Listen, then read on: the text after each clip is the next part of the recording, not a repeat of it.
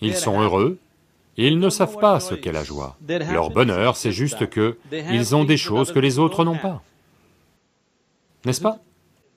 Maintenant, disons que vous avez tous très faim, mais moi j'ai l'estomac plein, et je me sens si heureux que personne n'ait de nourriture, mais moi au moins j'ai quelque chose à manger. Est-ce du bonheur ou une maladie?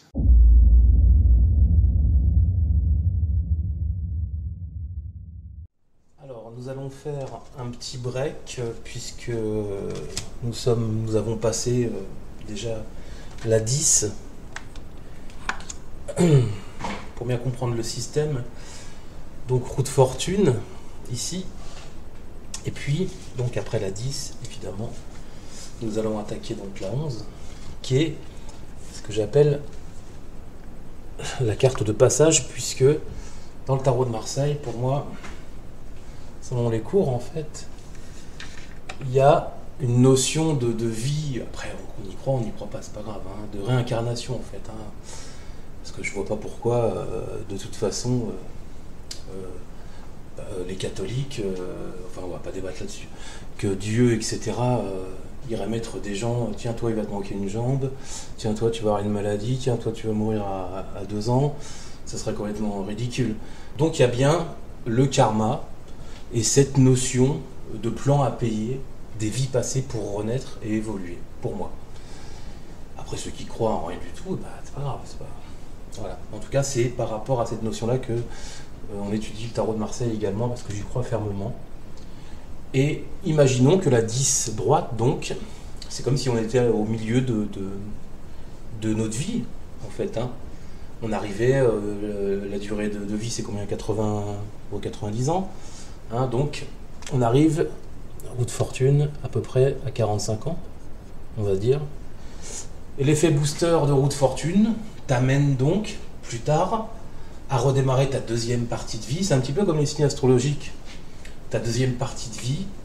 Alors il y en a qui parlent en astrologie, tu redémarres selon ton ascendant, si t'es balance, ascendant scorpion, tu redémarres en scorpion ta deuxième partie de vie. Et bien là c'est selon le travail que tu as effectué dans le passé, tu redémarres ta deuxième partie de vie avec soit la carte de la force, soit la carte du diable, l'énergie également, la carte du chariot, carte d'énergie également, la carte de la réflexion. Alors là on a la force, ça veut dire que le booster sera que tu seras plus indépendante en fait dans ta seconde partie de vie. C'est ça en fait l'idée. Hein. Jusqu'à la 21 qui annoncera la fin, l'accomplissement de la vie. Hein, l'accomplissement. Et puis la carte du mât, on en parlera après. La carte du mât qui marquera tout simplement l'errance dans les vies parallèles, ou ce qu'on appelle les planètes, ou ce que vous voulez en fait, hein, par rapport à ça.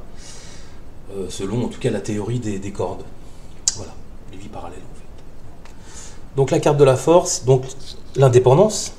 Alors, deuxième partie de vie, l'indépendance. Peut-être existait-il dans le passé une espèce d'attachement trop fort à des personnes, et puis dans la deuxième partie de vie, bah, tu as compris. Et grâce au booster roue de fortune, et bah, tu redémarres avec la carte de la force. Donc, et à toi de jouer pour la deuxième partie de ta vie. Alors on peut redémarrer également avec, on va prendre la papesse, voilà. Deuxième partie de vie, t'en as profité, durant ces 45 années, t'en as profité, tu te retrouves avec un côté donc plus spirituel, évidemment, voilà, plus posé, hein. C'est pas être un petit vieux, hein, c'est pas ça, c'est plus posé, plus spirituel dans la deuxième partie de ta vie, voilà. Et tout ce qui va en déclencher par la suite donnera le ton en fait jusqu'à ta mort, ce qu'on appelle la mort. Voilà, c'est pour parler un petit peu de roue de fortune, puisqu'on arrive à la moitié dans les cours pour certains, et puis pour les autres on fera aussi un passage maison Dieu, diable maison Dieu, c'est important, puisque maison Dieu c'est la notion d'inattendu et de surprise. Hein, c'est le lapin qui sort du chapeau en fait. Hein, voilà. En aucun cas elle sera mauvaise évidemment. Donc roue de fortune, déblocage d'une situation. Deuxième partie de la vie ici, le côté spirituel qui apparaît, ou alors un côté plus... alors on va prendre un exemple comme ça, plus altruiste, ici, avec l'étoile droite.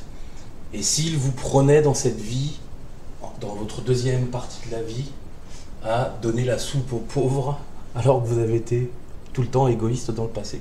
C'est possible. Alors voilà, on aura donc l'altruisme avec la carte de l'étoile, la générosité, employer tous les mots-clés, etc.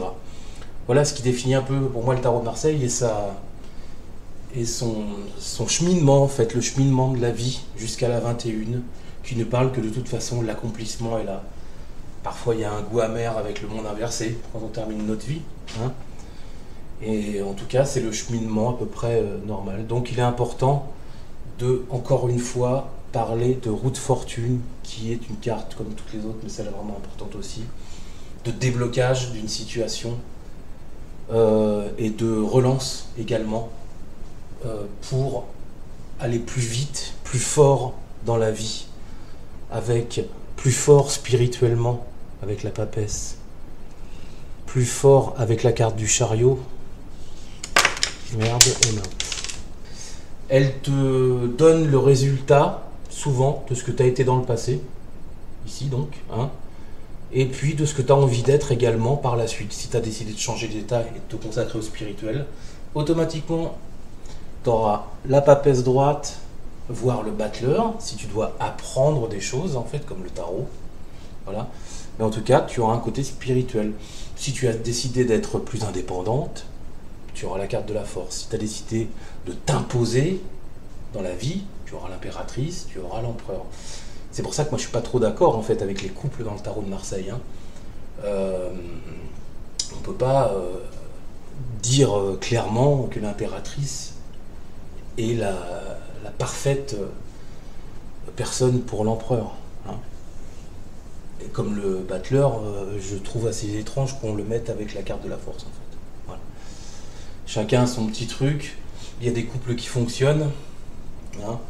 Un battleur papesse, on n'a pas affaire à une cougar du tout, je pense pas. Si on le voit sous l'angle de l'âge peut-être, mais c'est tout quoi. Bon, en tout cas, en général, non.